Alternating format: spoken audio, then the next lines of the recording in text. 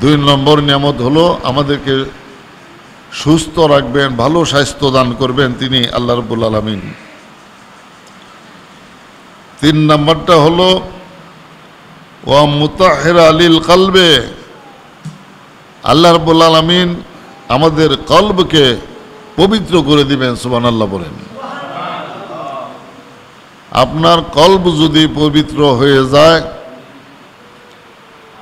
আল্লাহ রাসূল পাক সাল্লাল্লাহু তাআলা আলাইহি ওয়াসাল্লামের হাদিস শরীফে রয়েছে, মানব দেহের মধ্যে এমন একটা গোশতের টুকরা রয়েছে, সেটা যদি ভালো হয় তাহলে তার সমস্ত শরীর ভালো হয়ে যায়, আর সেটা যদি মন্দ হয়, খারাপ হয়, তাহলে তার সমস্ত শরীর মন্দ বা খারাপ হয়ে যায়। আলা ওয়াহিয়াল কলব, আমার হুজুর পাক ইরশাদ করেন, জেনে রাখা দরকার, সেটা হলো কলব। আমার কলব যদি পবিত্র থাকে, পবিত্র কলব যে মানুষের আছে, ওই লোকটা তার প্রতিবেশী এবং তার জাতীয় ভাই অথবা যে কোনো মানুষের সঙ্গে সে ঝগড়া ফাসাদ করতে পারবে না এবং করবে না, যদি তার কলব পবিত্র থাকে, কলবের মধ্যে কোনো মলিনতা না থাকে। আল্লাহ রাসূল পাক সাল্লাল্লাহু তাআলা আলাইহি সাল্লাম এটাই বলে দিয়েছেন, কলব যদি খারাপ হয়ে যায় তাহলে এই মানুষটার সমস্ত শরীর খারাপ হয়ে গেল, আর এই খারাপ শরীরের দ্বারা সে যে কোনো অন্যায় কাজ করে ফেলতে পারবে, এবং এ সমস্ত অন্যায় কাজ করা তার জন্য কোনো কঠিন বিষয় নয়। চাঁদাবাজি করা, রাহাজানি করা, চুরি ডাকাতি করা, খুন খারাপি করা, মানুষের ক্ষতি করা, মানুষের ধন সম্পদ আত্মসাৎ করা, এগুলো যার কলব মন্দ হয়ে গেল, খারাপ হয়ে গেল, ওই সমস্ত মানুষের দ্বারা এগুলো করা সম্ভব। আর যদি কলব তার পবিত্র হয়, তার কলবের মধ্যে যদি কোনো মলিনতা না থাকে, শয়তানি আকর্ষণ যদি কলবের মধ্যে না থাকে, তাহলে মানুষ এরকম সহি সালামত হয়ে যায়, পবিত্র হয়ে যায়। আর যদি এগুলো থাকে তাহলে একজন আরেকজনের ক্ষতি করতে পারে এবং সে রাহাজানি করতে পারে, চুরি ডাকাতি করতে পারে, মিথ্যা কথা বলতে পারে। যার কলব পবিত্র সে মিথ্যা কথা বলবে না, যার কলব অপবিত্র তার দ্বারাই মিথ্যা কথা বলা সম্ভব। এই রমজান মাস আল্লাহ রাব্বুল আলামিন আমাদেরকে দান করেছেন আমাদের কলবকে পবিত্র করার জন্য, অপবিত্রতা থেকে নিজেদেরকে রক্ষা করার জন্য আল্লাহ রাব্বুল আলামিন এই রমজান মাস আমাদের জন্য দান করেছেন। ওয়াল লিসান, লিসান বলা হয় জিহ্বাকে। আপনার জিহ্বা সংযত হবে, বেহুদা কথা আপনার আমার মুখ দিয়ে বের হবে না, যদি আমাদের কলব পবিত্র হয়ে যায়। এই প্রসঙ্গে নবী মুহাম্মদ সাল্লাল্লাহু তাআলা আলাইহি ওয়া সাল্লাম ইরশাদ করেন, আন্নাহু ক্বালা খালুফু ফামি সামি ইনদাল্লাহি আতইবু মির রিহিল মিসকে। রোজাদার মানুষের, যে সমস্ত মানুষেরা রমজান শরীফের রোজা পালন করলো, এদের মুখ থেকে যে এক প্রকারের গন্ধ বের হবে, এই গন্ধটা আল্লাহ সুবহানাহু ওয়া তাআলার নিকটে মিশকের চাইতেও অনেক উত্তম। আল্লাহুম্মা সাল্লি মাওলানা মুহাম্মদ ওয়া আলা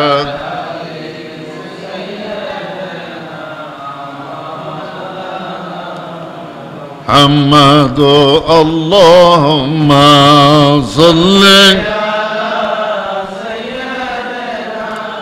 মাওলানা মুহাম্মদ ওয়া আলা।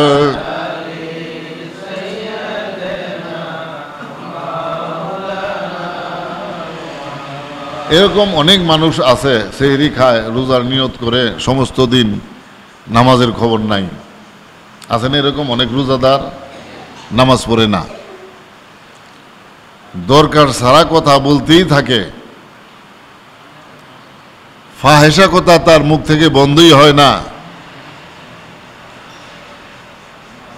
এই সমস্ত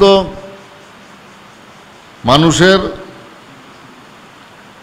কল্ব অপবিত্র থাকার কারণেই এগুলো মানুষে করতে পারে। এরা শুধু পানাহার বন্ধ রাখলো, কিন্তু রোজা তাদের হলো না। যারা রোজাদার, যারা রোজা পালন করলো ইনসাতে ও সুকুতিন, রোজার মধ্যে সে চুপচাপ থাকলো, অতিরিক্ত কথা মানুষের সঙ্গে বলল না, এই সমস্ত লোকগণ আল্লাহ তাআলা প্রিয় বান্দা হিসেবে নিজেদেরকে জাহির করতে পারবে। আর ওই সমস্ত রোজাদার লোকদের মুখ থেকেই যে গন্ধ বের হবে, সেই গন্ধটা আল্লাহ তাআলার দরবারে মেশকের গন্ধের চাইতেও অনেক উত্তম। ফাইদা সামা আহাদুকুম, কাজী তোমাদের সকলের কর্তব্য, তোমাদের যে কেউ রোজা রাখবে, ফালা ইয়ারফাস ওয়ালা ইয়াফসুক ওয়ালা ইয়াজহাল,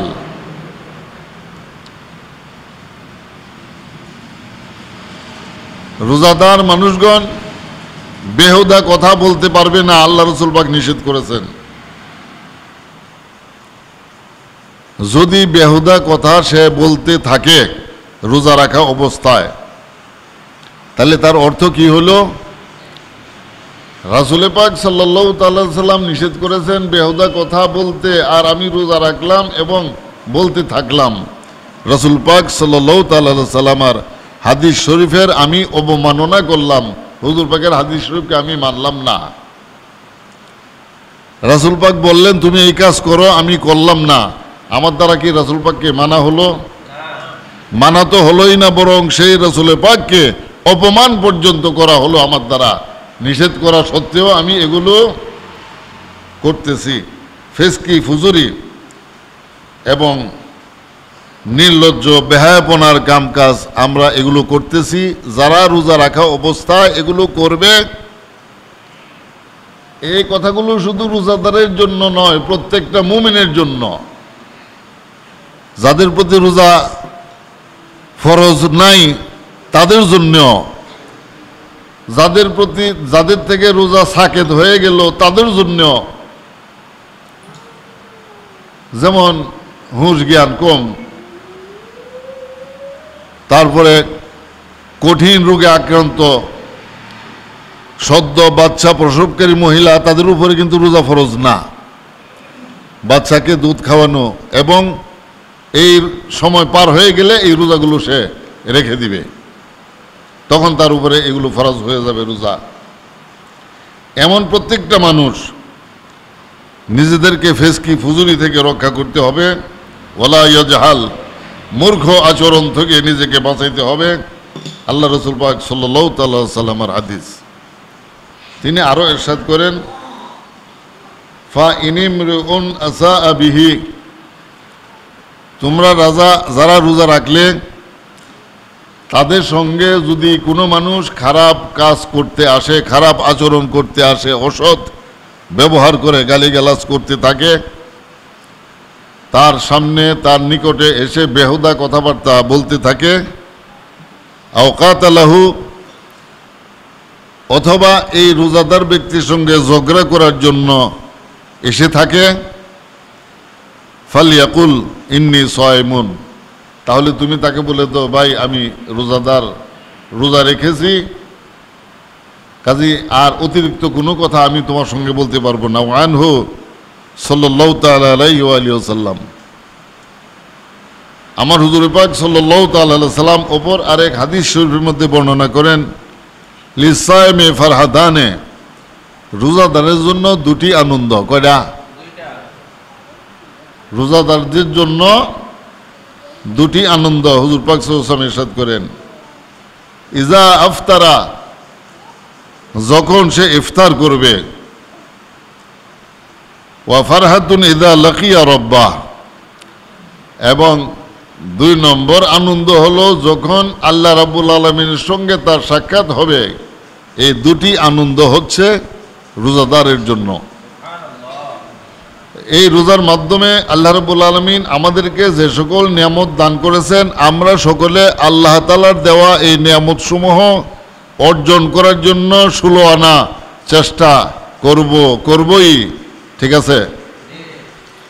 এবং আল্লাহ রাব্বুল আলামিন এই রোজার মাধ্যমে আমাদের কলবের এবং আমাদের লেসান বা জিহ্বার, আমাদের স্বাস্থ্যের যে উপকারের বিধান রেখেছেন, আমরা এগুলো পালন করব।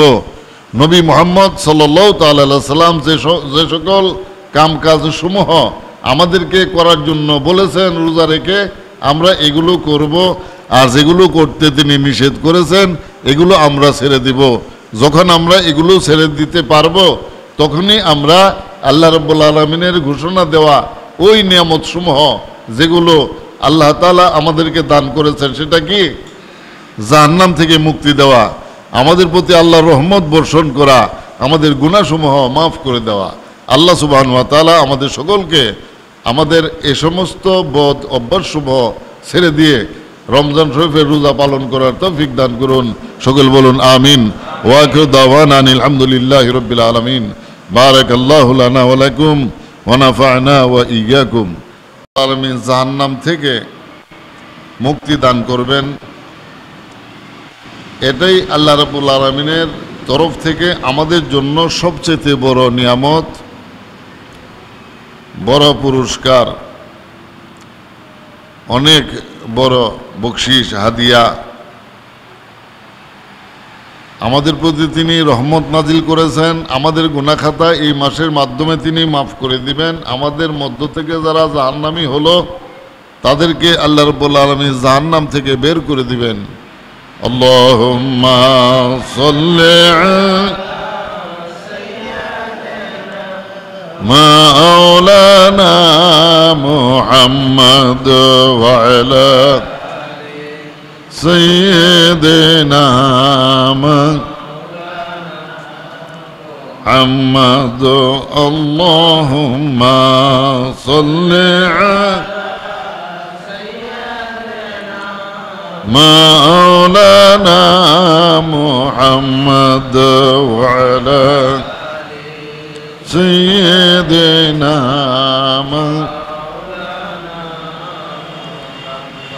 فقال الله سبحانه وتعالى।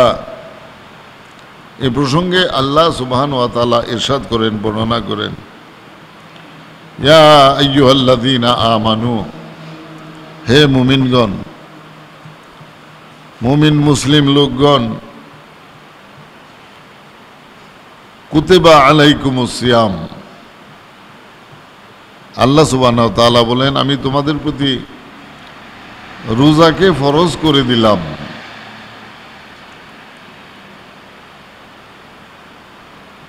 এই নিয়ামত সমূহ আমাদেরকে দান করার জন্য আল্লাহ সুবহানাহু ওয়া তাআলা আমাদের প্রতি এই নিয়ামত দান করেছেন। মাসের নাম হলো রমজান মাস। রমজান শব্দের অর্থ হলো জ্বালায়া দেওয়া, ধ্বংস করা। আল্লাহ রাব্বুল আলামিন দুই ধরনের শক্তি দিয়া মানুষ সৃষ্টি করেছেন।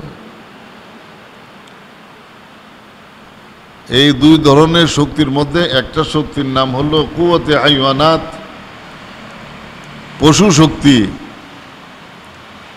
আরেকটা শক্তির নাম হলো কুওয়াতে মালাইকা, ফেরেশতা শক্তি। এই দুই শক্তির মিলনের মাধ্যমে আল্লাহ রাব্বুল আলামিন মানুষ তৈরি করেছেন। যেমন ধরুন আমরা মানুষেরা পান আহার করতে হয়, খাওয়া দাওয়া আমাদের করতে হয়, হয় কি হয় না? আমরা কি খাওয়া দাওয়া করি না? গরু ছাগলও খায়, খায় কি খায় না? তাহলে এদিক দিয়া গরু ছাগল আর আমাদের মধ্যে কোনো তফাৎ নাই, আমরাও খাই এরাও খায়, কোনো তফাৎ আছে? প্রজনন ব্যবস্থা আমাদের মধ্যে যেমন আল্লাহ রাব্বুল আলামিন রেখে দিয়েছেন, বংশ বৃদ্ধির ব্যবস্থা আছে না, এরকম শিয়াল কুকুর গরু ছাগলেরও আছে। ওই দিক দিয়া অন্যান্য জীব জানোয়ার আর আমাদের মধ্যে কোনো তফাৎ নাই। এটা হচ্ছে পশু শক্তি,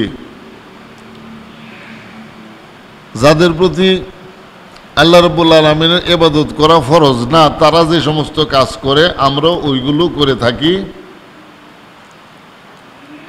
এই সমস্ত কাজকেই কুওয়াতে হাইওয়ানাত বলা হয়। আর অন্যান্য জীব থেকে আমাদেরকে পৃথক করা হয়েছে কুওয়াতে মালাইকার মাধ্যমে। ফেরেশতা শক্তি, ফেরেশতাগণ কিন্তু হরদম পূত পবিত্র থাকে। ফেরেশতারা ইচ্ছা করলেই তারা কোনো গুনার কাজ করতে পারবে না। আল্লাহর ফেরেশতাগণ ইচ্ছা করে কোনো গুনাহ করতে পারবে না, ইচ্ছার স্বাধীনতা তাদের নাই। তারা সবসময় আল্লাহ তাআলার হুকুমের অপেক্ষায় থাকতে হবে। আল্লাহ তাআলার তরফ থেকে যেই হুকুম তাদের প্রতি আসে, সঙ্গে সঙ্গে আল্লাহ রাব্বুল আলামিনের ওই হুকুম অক্ষরে অক্ষরে পালন করা তাদের কাজ। আল্লাহুম্মা সাল্লি মাওলানা মুহাম্মদ ওয়া আলা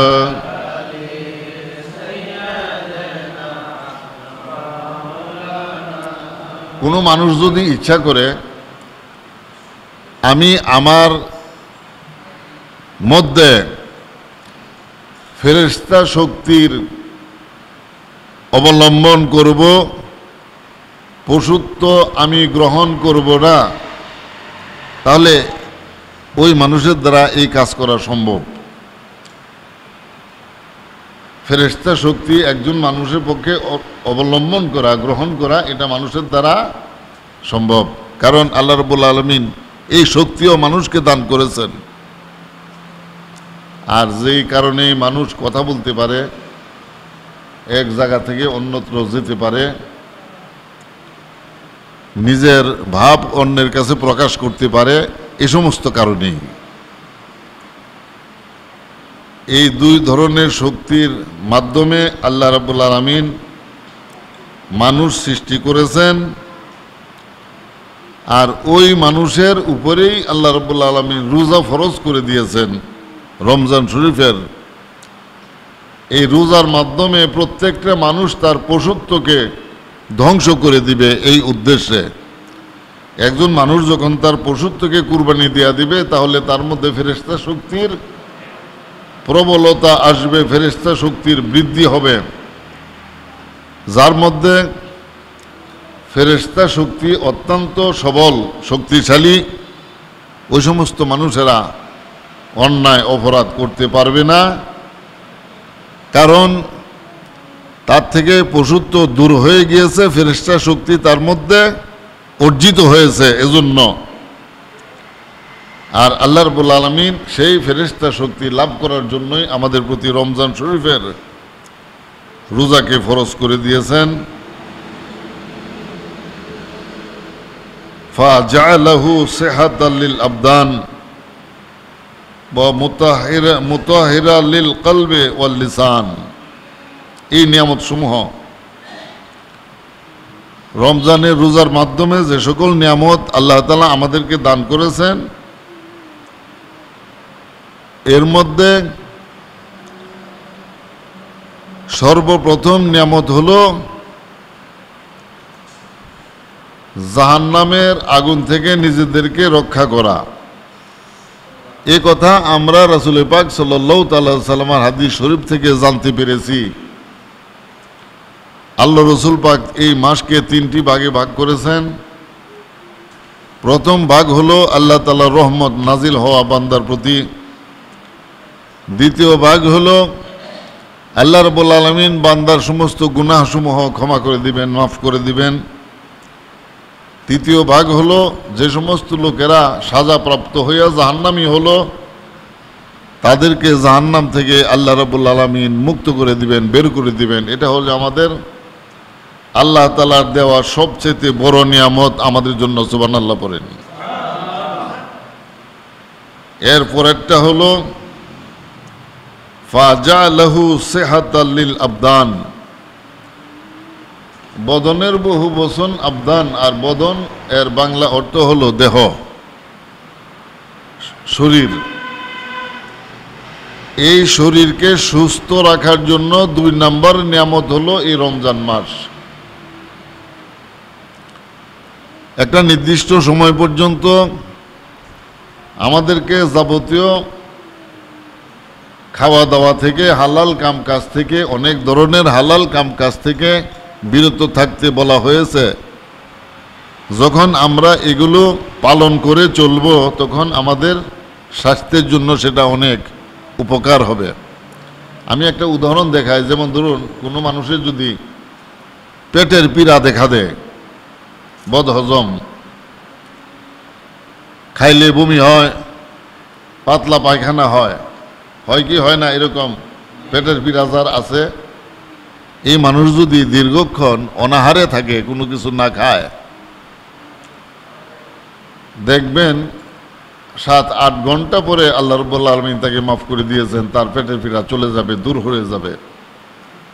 আর একটা নির্দিষ্ট সময় পর্যন্ত খাওয়া দাওয়া আমাদেরকে বন্ধ করতে বলা হয়েছে। এক রাত থেকে পরবর্তী রাত পর্যন্ত এর ভিতরে কোনো কিছুই খাওয়া চলবে না। একটা নির্দিষ্ট সময় পর্যন্ত যখন আমরা আল্লাহ রাব্বুল আলামিনের হুকুমকে পালন করে চলতে থাকব, আমাদের এই শরীরের মধ্যে অনেক ধরনের রোগ ব্যাধি রয়েছে, এটা আল্লাহ তাআলার 2 নম্বর নিয়ামত। আমাদের এই শরীরকে, স্বাস্থ্যকে আল্লাহ রাব্বুল আলামিন সুস্থ করে দিবেন, ভালো করে দিবেন। তাহলে আমরা কি আল্লাহ তাআলার এই নিয়ামত চাই না? বড়ি খাওয়া ছাড়া যেন আমরা ভালো থাকতে পারি, এটা কি আমাদের জন্য দরকার আছে না নাই? বড়ি খাইতে গেলে তো টাকা লাগবে। হালালভাবে রুজি রোজগার না থাকলে চুরি করতে হবে, ডাকাতি করতে হবে, ভিক্ষা করতে হবে, এমন একটা কিছু। যদি আমার শরীরের মধ্যে কোনো রোগ না থাকে, আমি যেখানে ইচ্ছা সেখানে চলে যেতে পারি, আসা যাওয়া করতে পারি, সকল কিছু আমার দ্বারা করা সহজ, এটা আল্লাহ রাব্বুল আলামিনের 2 নম্বর নিয়ামত। 1 নম্বর নিয়ামত হলো আল্লাহ সুবহানাহু ওয়া তাআলা আমাদের প্রতি তার দয়া বর্ষণ করে থাকেন, আমাদের গুনাহ খাতাসমূহ তিনি মাফ করে দেন। আমাদের মধ্যে যাদের জাহান্নামের ফয়সালা হয়ে গেল, তাদেরকে জাহান্নাম থেকে তিনি মুক্ত করে দেন। জাহান্নামে দেওয়ার ক্ষমতাও আল্লাহ তাআলার, সেখান থেকে বের করে দেওয়ার ক্ষমতাও ঠিক ওই আল্লাহ রাব্বুল আলামিনের কুদরতি হাতেই ন্যস্ত।